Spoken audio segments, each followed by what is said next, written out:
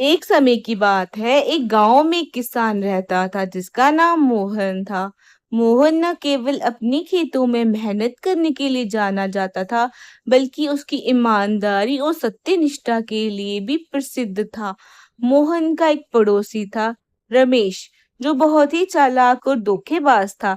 रमेश हमेशा अपने स्वार्थ के लिए दूसरों को धोखा देता था। एक दिन रमेश ने सोचा कि अगर वह मोहन को फंसा सके तो उसके खेत भी हड़प सकता है। उसने एक योजना बनाई और गांव के सरपंच के पास गया।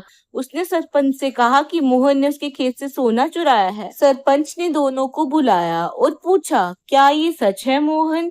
मोहन ने साफ साफ कहा, नहीं सरपंच जी, मैंने कभी भी ऐसा नहीं किया। सरपंच ने तय किया कि सच्चाई का पता लगाने के लिए दोनों के खेतों की तलाशी ली जाएगी। रमेश ने अपने खेत में पहले से ही कुछ सोने के सिक्के छुपा दिए ताकि मोहन को फंसाया जा सके।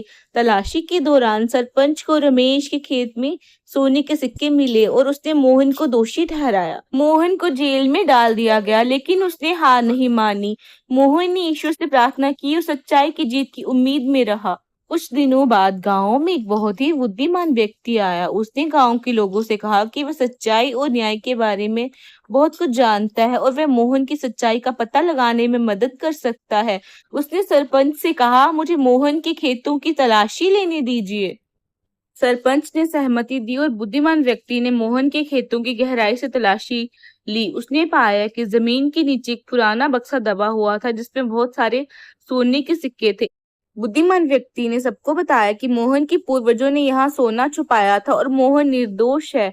उसने रमेश की चालबाजी का भी पर्दाफाश किया और रमेश को सजा मिली। गांव के लोग मोहन की ईमानदारी और सत्यनिष्ठा की प्रशंसा करने लगे। मोहन ने सच्चाई की जीत का सबसे बड़ा उदाहरण प्रस्तुत किया और गांव में फिर से शांति और विश्वास लौट आया।